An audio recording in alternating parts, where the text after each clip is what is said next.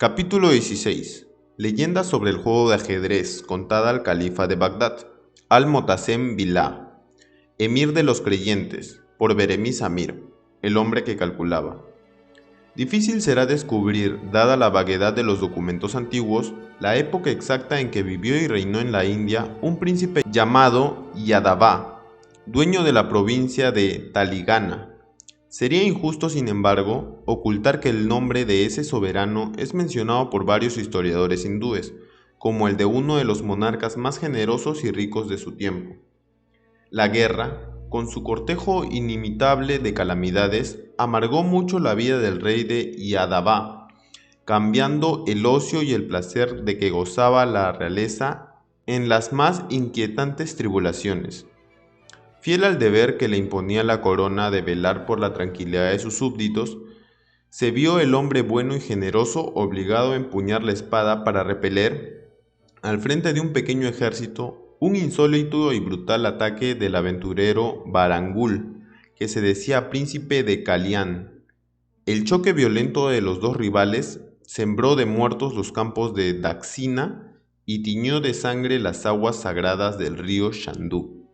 El rey Yadava tenía, según lo que revela la crítica de los historiadores, singular aptitud militar. Sereno elaboró un plan de batalla para impedir la invasión, y tan hábil y afortunado fue al ejecutarlo, que logró vencer y aniquilar por completo a los malintencionados perturbadores de la paz de su reino. El triunfo sobre los fanáticos de Baragul le costó, desgraciadamente, grandes sacrificios.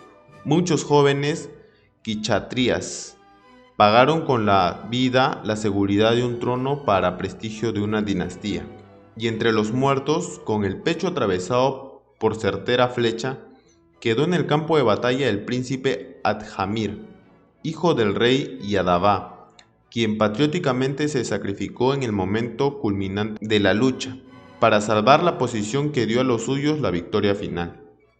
Terminada la cruenta campaña y asegurados los nuevos límites de su frontera, regresó el rey a su suntuoso palacio de Andhra, prohibiendo sin embargo las ruidosas manifestaciones con que los hindúes festejaban sus victorias.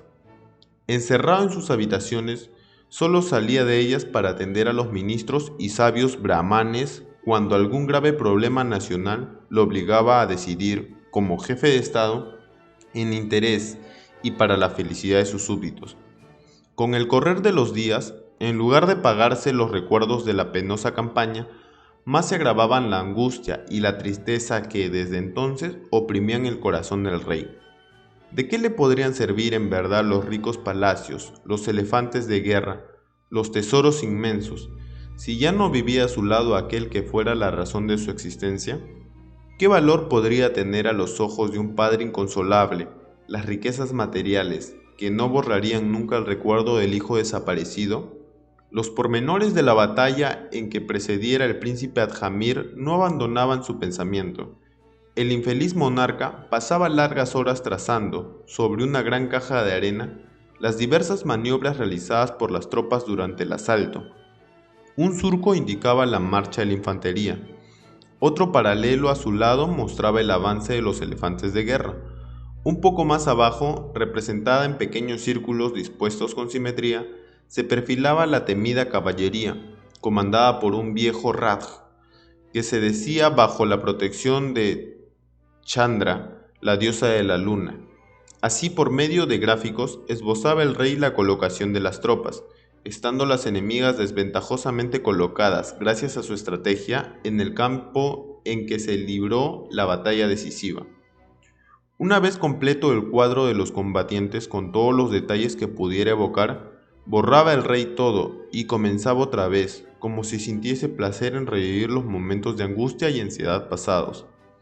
A la hora temprana de la mañana en que los brahmanes llegaban al palacio para la lectura de los Vedas, ya se veía al rey trazando en la arena los planos de una batalla que se reproducía indefinidamente. «Desgraciado monarca», murmuraban los sacerdotes apenados, «procede como un Sudra, a quien Dios privó del uso de la razón. Solo Dhanurtara, poderosa y clemente, podrá salvarlo. y los brahmanes elevaban oraciones, quemaban raíces aromáticas, implorando a la diosa clemente y poderosa, eterna patrona de los enfermos, que amparase al soberano de Taligama. Un día, finalmente, fue informado el rey de un joven brahmán, pobre y modesto. Solicitaba una audiencia que venía pidiendo desde hacía algún tiempo. Como estuviese en ese momento en buena disposición de ánimo, ordenó el rey que llevaran al desconocido a su presencia. Conducido a la gran sala del trono, fue interpelado el brahmán, como lo exigía la costumbre, por uno de los visires del rey. ¿Quién eres? ¿De dónde vienes? ¿Y qué deseas de aquel que, por la voluntad de Vishnu, es rey y señor de Taligana? Mi nombre, respondió él, es Laur Sesá, y vengo de la aldea de Manir, que está a 30 días de marcha de esta bella ciudad. Al recinto en que vivía llegó la noticia de que nuestro bondadoso rey arrastraba los días en medio de profunda tristeza, amargado por la ausencia del hijo que le robara la guerra. Gran mal será para el país, me dije, si nuestro querido soberano se encierra como un brahmán, ciego dentro de su propio dolor. Pensé pues en inventar un juego que pudiera distraerlo y abrir en su corazón las puertas a nuevas alegrías. Es ese insignificante obsequio que deseo en este momento ofrecer a nuestro rey Yadava. Como todos los grandes principios citados en esta página de la historia, tenía el soberano hindú el grave defecto de ser excesivamente curioso. Cuando le informaron del objeto de que el joven brahmán era portador, no pudo contenerse el deseo de verlo y apreciarlo sin demora. Lo que Sesa traía al rey Yadava consistía en el gran tablero cuadrado, dividido en 64 cuadraditos iguales. Sobre ese tablero se colocaban dos secciones de piezas, que se distinguían una de otras por el color, blancas y negras, repitiendo simétricamente los motivos y subordinadas a reglas que permitían de varios modos sus movimientos. Sesa explicó con paciencia al rey y a los visires y cortesanos que rodeaban al monarca en qué consistía el juego, enseñándole las reglas esenciales. Cada uno de los jugadores dispone de 8 piezas pequeñitas, llamadas peones. Representan la infantería que avanza sobre el enemigo para dispersarlo. Secundando la acción de los peones, vienen los elefantes de guerra, representados por piezas mayores y más poderosas. La caballería, indispensable en el combate, aparece igualmente en el juego, simbolizada por 2 piezas que pueden saltar como 2 corceles sobre las otras, y para intensificar el ataque, se incluyen representado a los guerreros nobles y de prestigio, los 2 visires del rey.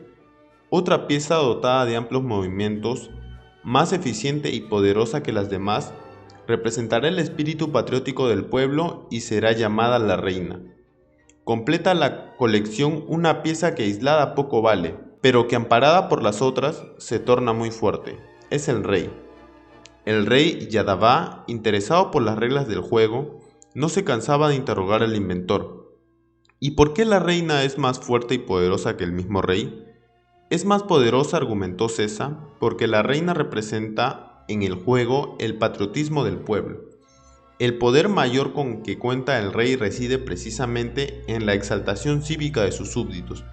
¿Cómo podría el rey resistir los ataques de sus adversarios si no contase con el espíritu de abnegación y sacrificio de aquellos que lo rodean y velan por la integridad de la patria? En pocas horas el monarca aprendió las reglas del juego, consiguiendo derrotar a sus visires en partidas que se desenvolvían impecablemente sobre el tablero. Sesa, de vez en cuando, intervenía respetuoso para aclarar una duda o sugerir un nuevo plan de ataque o de defensa. En determinado momento, el rey hizo notar con gran sorpresa que la posición de las piezas, por las combinaciones resultantes de diversos lances, parecía reproducir exactamente la batalla de Daksina. Observar, dijo el inteligente Brahmán, que para conseguir la victoria es imprescindible el sacrificio de ese visir, e indicó precisamente la pieza que el rey Yadava en el desarrollo del juego pusiera gran desempeño en defender y conservar. El juicioso Sesa demostraba de este modo que el sacrificio de un príncipe es a veces impuesto como una fatalidad, para que de él resulten la paz y la libertad de un pueblo. Al oír tales palabras, exclamó el rey Yadavá sin ocultar su entusiasmo. No creí nunca que el ingenio humano pudiera producir maravillas como este juego, tan interesante al par que instructivo. Moviendo esas simples piezas, aprendí que un rey nada vale sin el auxilio y la declaración constante de sus súbditos, y que a veces el sacrificio de un simple peón vale más para la victoria que la pérdida de una poderosa pieza. Y dirigiéndose al joven Brahmán le dijo: Quiero recompensarte, amigo mío, por este maravilloso obsequio, que de tanto me sirvió para aliviar viejas angustias. Pide, pues, lo que desees, para que yo pueda demostrar una vez más cómo soy de agradecido con aquellos que son dignos de una recompensa. Las palabras con que el rey traducía su agradecimiento dejaron indiferentes a César. Su fisonomía serena no traducía la menor emoción, ni la más insignificante muestra de alegría o sorpresa. Los visires miraban atónitos y asombrados su apatía ante un ofrecimiento tan magnánimo. Rey todopoderoso, recriminó el joven con suavidad y altivez, no deseo por el presente que hoy os traje otra recompensa que la satisfacción de haber proporcionado al señor de Taligana un pasatiempo agradable para aligerar el peso de las horas alargadas por agobiada melancolía. Yo estoy por lo tanto sobradamente recompensado, y toda otra paga sería excesiva. Sonrió desdeñosamente el bondadoso soberano al oír aquella respuesta, que reflejaba un desinterés tan raro entre los hindúes, y, no creyendo en la sinceridad de la palabra de César, insistió: Me causa asombro tanto desamor y desdén por las cosas materiales, joven. La modestia, cuando es excesiva, es como el viento que apaga la antorcha, dejando al viandante en las tinieblas de una noche interminable.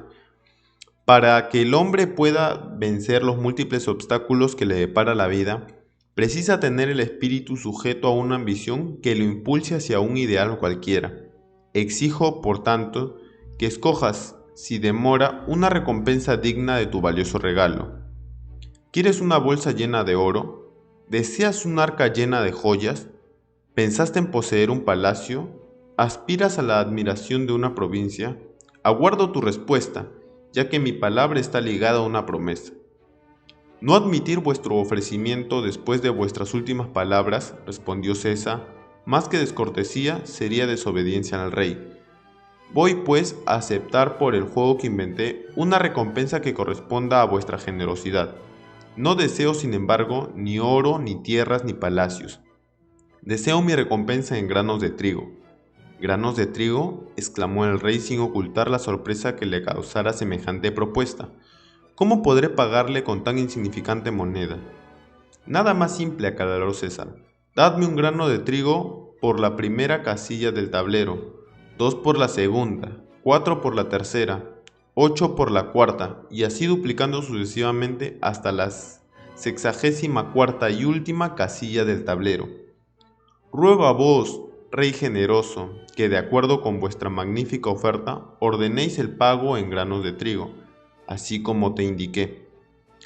No solo el rey, sino los visires y venerables brahmanes se rieron estrepitosamente al oír la extraña solicitud del joven. La falta de ambición que se traducía en aquel pedido era, en verdad, como para causar asombro aún al que menos apego tuviese a las cosas materiales de la vida. El joven brahmán, que pudo obtener del rey un palacio o una provincia, se conformaba con granos de trigo. «Insensato», exclamó el rey, ¿dónde aprendiste tan grande indiferencia por la fortuna? La recompensa que me pides es ridícula. Bien sabes que en un puñado de trigo hay un número enorme de granos. Debes darte cuenta de que con 2 o 3 medidas de trigo te pagaré holgadamente, conforme tu pedido, por las 64 casillas del tablero.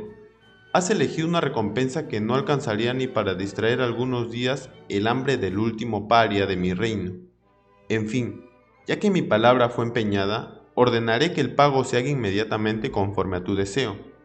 Mandó llamar el rey a los algebristas más hábiles de la corte y les ordenó calculasen la porción de trigo que César pretendía. Los sabios matemáticos, al cabo de algunas horas de profundos estudios, Volvieron al salón para hacer conocer al rey el resultado completo de sus cálculos. Preguntósles el rey interrumpiendo el juego: ¿con cuántos granos de trigo podré cumplir finalmente con la promesa hecha al joven César? Rey magnánimo, declaró el más sabio de sus geómetras, calculamos el número de granos de trigo que constituirá la recompensa elegida por César, y obtuvimos un número cuya magnitud es inconcebible para la imaginación humana. Hallamos enseguida, y con mayor exactitud, a cuántas seiras correspondía ese número total de granos, y llegamos a la siguiente conclusión: la cantidad de trigo que debe entregarse a la Tur César equivale a una montaña que, teniendo por base la ciudad de Taligana, fuese 100 veces más alta que el Himalaya. La India entera, sembrando todos sus campos y destruidas todas sus ciudades, no produciría en un siglo las cantidades de trigo que, por vuestra promesa, debe entregarse al joven César. ¿Cómo describir aquí la sorpresa y el asombro que esas palabras causaron al rey y a Dabá y a sus dignos visires? El soberano hindú se veía por primera vez en la imposibilidad de cumplir una promesa. Laur César, refiere la leyenda de la época, como buen súbdito, no quiso dejar afligido a su soberano. Después de declarar públicamente que se deshacía del pedido que formulara, se dirigió respetuosamente al monarca y prosiguió: Maldita, oh rey, sobre la gran verdad de los brahmanes prudentes, tantas veces repiten. Los hombres más precavidos eluden no solo la apariencia engañosa de los números, sino también la falsa modestia de los ambiciosos. Infeliz de aquel que toma sobre sus hombros los compromisos de honor por una deuda cuya magnitud no puede valorar por sus propios medios. Más previsor es el que mucho pondera y poco promete. Y después de ligera pausa continuó: aprendemos menos con las lecciones de los brahmanes que con la experiencia directa de la vida y de sus lecciones diarias, siempre desdeñadas. El hombre que más vive, más sujeto está a las inquietudes morales, aunque no quiera.